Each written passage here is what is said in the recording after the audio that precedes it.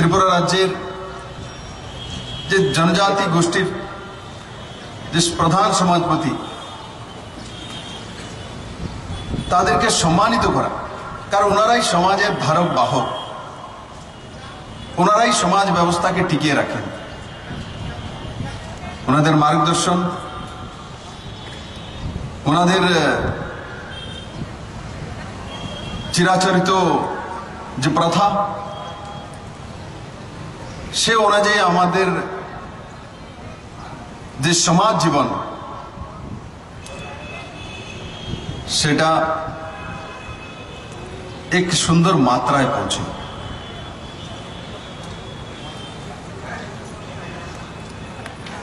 আজকে সারা ত্রিপুরা রাজ্যের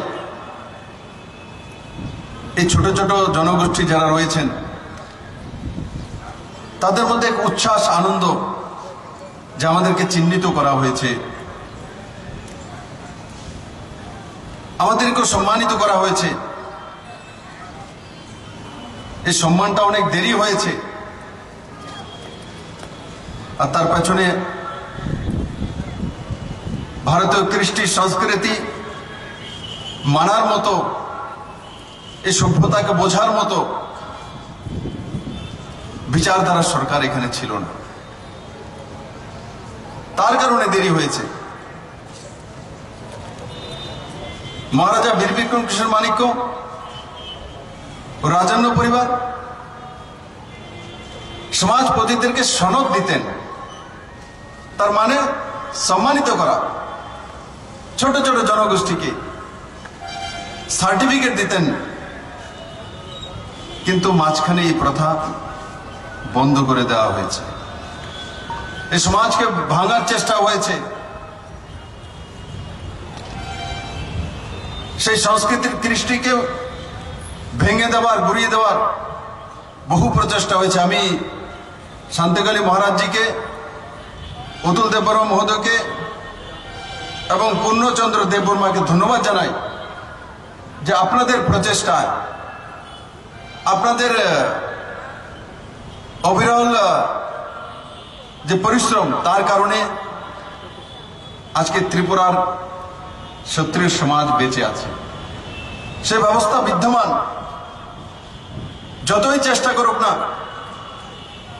মুঘলরা 600 বছর, ইংরেজরা 200 বছর, কমিউনিস্টরা লম্বা সময় সেটা চাইছিল, কিন্তু সফল হয়নি। তার প্রমাণ আপনারা এখানে পৌঁছেছেন। তাই বন্ধুরা, আমি আপনাদেরকে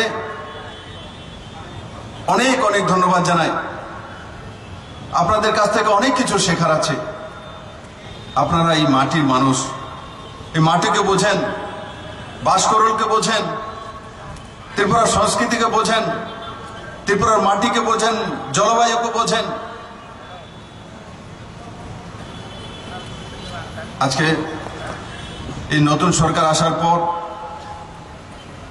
বড়মার নাম হতাই কতর और विभिन्न प्रकल्प, महाराजा वीर विक्रम किशोर माणिक्येर नामे एयरपोर्ट, उनार जन्मदिने छुट्टी घोषणा, गड़िया बाजार 2 दिन छुट्टी घोषणा, एकलव्य विद्यालय बड़ मात्राय, एडिसिते 57 कोटी टाका अतिरिक्त बराद्द, एडिसिर रास्तागुलो जेटिगुलो 2006 থেকে এইচএসসি এর কাছে দেওয়া হয়েছিল, কিন্তু পুরনো সরকার সেই বিষয়ে কোনো ব্যবস্থা নেয়নি। এটা বলে খালাস হয়ে যেত, সেটা তো কেন্দ্র সরকার এজেন্সি করেছে, টাকা যেই খেয়েছে। আমরা কি করব? টাকা তো বরাদ্দ হয়ে গেছে, কন্ট্রাক্টর নিয়ে চলে গেছে, ও নিয়ে চলে গেছে। 2006 থেকে 2018 পর্যন্ত তার দিকে তাকায়নি। কারণ কি? এগুলো এডিসির রাস্তা, জনজাতি অঞ্চলের রাস্তা, সেগুলোকে করার দরকার নেই।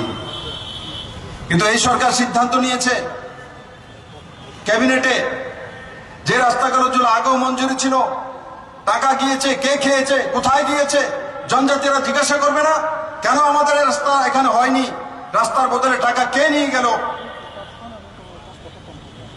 তার জবাব আমি চাইব, হিসাব আপনাদেরকে দেব। কিন্তু সঙ্গে সঙ্গে গত ক্যাবিনেট থেকে সরকার সিদ্ধান্ত করেছে যে এডিসি অঞ্চলের এই সমস্ত HSCL এর যে রাস্তাগুলো বাকি রয়ে গেছে সেই সমস্ত রাস্তাগুলো এই সরকার করবে এবং তাতে প্রায় 350 কোটি টাকা খরচা করে তার সঙ্গে সঙ্গে নতুন আরো 96 কোটি টাকার রাস্তা সিমেন্ট ব্লকের মাধ্যমে এডিসি অঞ্চলে এবং 104 কোটি টাকার রাস্তা কার্পেটিং করে বিটুমিনসের মাধ্যমে এই 200 কোটি টাকা, মানে প্রায় 550 কোটি টাকার রাস্তা, যেটা আগে বাহানা করতো HSCL এর জন্য হয়নি, ও ছেড়ে দিয়েছে, ও মেরে দিয়েছে, ও খেয়ে দিয়েছে, 2006 থেকে পড়েছিল। আজকে এই সরকার ক্যাবিনেট থেকে সিদ্ধান্ত করে সেই এডিসি এরিয়ার সমস্ত রোডগুলো 2022-এর মধ্যে এডিসিতে একটি রোড কাঁচা থাকবে না, সমস্ত পাকা রোড করে দেওয়া হবে। আমার জনজাতি ভাই বোনেরা সেই রাস্তা দিয়ে হাঁটবে। আর অটল জলধারা মিশনের মাধ্যমে 2022 ডিসেম্বরের মধ্যে যে জলের ব্যবস্থা আমরা করছি, মাননীয় প্রধানমন্ত্রী জল জীবন মিশনের মাধ্যমে যে প্রতি ঘরে জলের ব্যবস্থা, সেটাও প্রত্যেকটি জনজাতির কাছে, সে পাহাড়ি অঞ্চল হোক সমতল হোক, সবার বাড়ির মধ্যে মুক্ত বিনা পয়সায় পৌঁছে দেওয়ার ব্যবস্থা, রাস্তা এবং জল এই সরকার 2022-এর মধ্যে সমস্ত জনজাতির ঘরে সেটা পৌঁছে দেবে। তার আগে নরেন্দ্র ভাই মোদী বিদ্যুতের ব্যবস্থা করেছে, প্রধানমন্ত্রী আবাস যোজনা ঘরের ব্যবস্থা করেছে, শৌচালয়ের ব্যবস্থা করেছে, উজ্জ্বলা যোজনার মাধ্যমে গ্যাসের কানেকশনের ব্যবস্থা করেছে, প্রধানমন্ত্রী সড়ক যোজনার মাধ্যমে রোডের ব্যবস্থা করেছে। আর সবচেয়ে বড় বিষয় যে বহু লম্বা সময় 1998 থেকে নিজের দেশেই যে শরণার্থী হয়ে থাকতে হয় তার ইতিহাস যেটা তৈরি করেছিল, সেটাকেও সমাপ্ত করে আমার রিয়াং ভাই বোনদেরকে ত্রিপুরার বিভিন্ন জায়গাতে আমরা স্থায়ীভাবে রাখার বন্দোবস্ত করেছি। সেটা মাননীয় প্রধানমন্ত্রী গৃহমন্ত্রী অমিত ভাই শাহ তাদের প্রচেষ্টা, ত্রিপুরা সেই ঐতিহাসিক দিন সেদিন তৈরি হয়েছিল এবং নিজের দেশেই নিজেরাও রিফিউজি হয়ে যায়, তার ইতিহাস পুরো দুনিয়াতে কেউ নেই।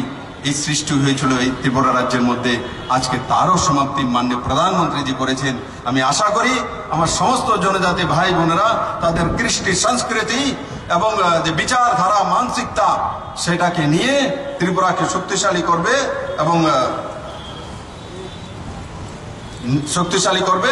এবং ত্রিপুরার যে স্বপ্ন এক ত্রিপুরা শ্রেষ্ঠ ত্রিপুরা তাকেও সফল করবে।